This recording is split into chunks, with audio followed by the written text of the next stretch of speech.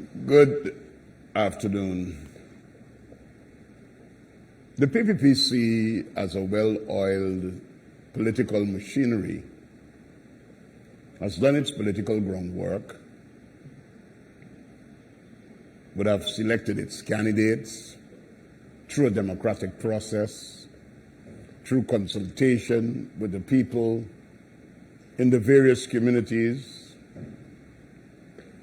We have been able to go across every community and acquire signatures that are required statutorily to support the candidates that were nominated.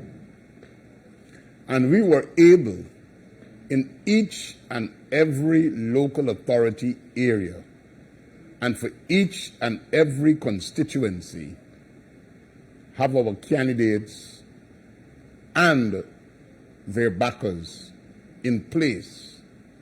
And we were able to go to all the returning officers on Monday last and presented our list.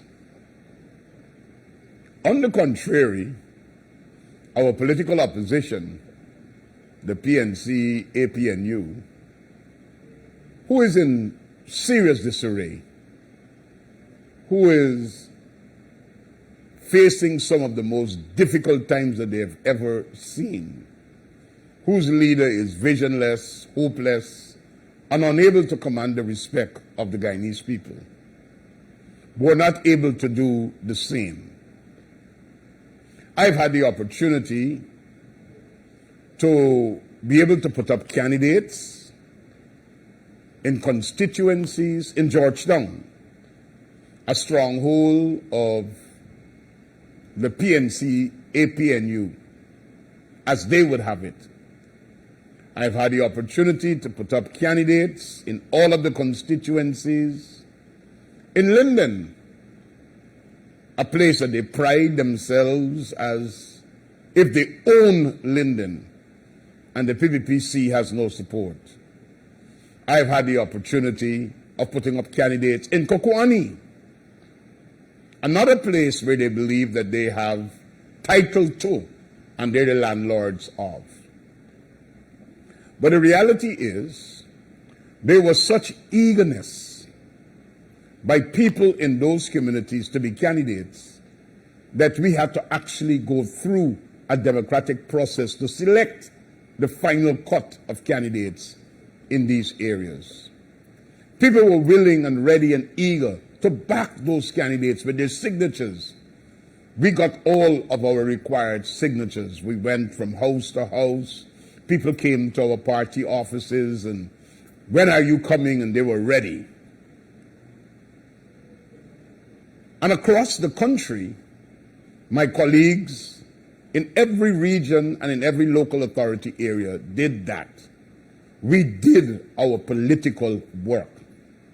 A failing, dying, hopeless PNCR, APNU has now resorted to their campaign of misinformation, misdirection, and obfuscating issues by putting out reckless statements that are filled with lies, distortions, and fabrications about the PPPC and its candidates and its electoral backers and the whole process.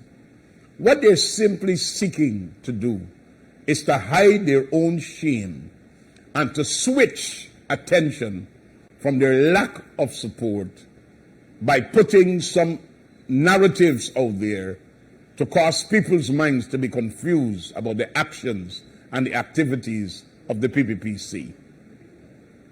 When in reality, what they've been doing is because they discover that a lot of the candidates and the supporters were at one time or another supporters of the PNC and the APNU.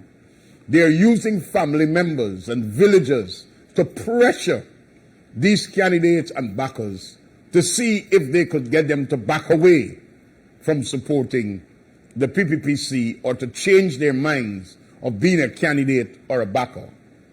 And in many instances, this has come with threats, bullyism tactics, blackmail, insultive language, and targeting people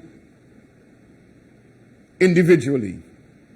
I'm happy that in large part, the people who took to the front to give publicly their support to the PPPC has held their ground. The candidates and the backers, and we thank them for that support. It is one of the worst lows that we have ever seen in Guyana's history where it comes to elections. We're a major party who once held government. Just the other day, just a couple of years ago, they were in government. Such a major party is unable to contest in all of the local authority areas and in all of the various constituencies across the country. They are so ashamed, they are so hurt, that they have gone into their zero-sum tactic, racism, bullyism, and the tactic that they practiced for 5 months between March and August 2020. Narratives, lies, misinformation, distortions, fabrications, and misdirection. It will not prevail. I urge all of the Guyanese people to be weary of those who come to you to kerfuffle your minds and to create mischief in your thought with their lies and their fabrications. Remember, truth needs no clutches. If it does, it's a lie. Don't just listen to what people say. Act to the evidence. For example, the PNC APNU said that the supporters in Linden were paid and bullied to wear jerseys on nominations day, and how the people at the end dumped the jerseys. Did you see a picture from the PNC or any of its groups with a jersey or a group of jerseys dumped anywhere? No, they can't produce one. The reality is and was, we had a shortage of jerseys in Linden on nomination day. Nobody was bullied. Nobody was paid. People voluntarily wanted to show their support. The fact that known PNC APNU activists has embraced the One Guyana platform and support for the PPPC is causing great pain and hurt in the PNCR APNU camp.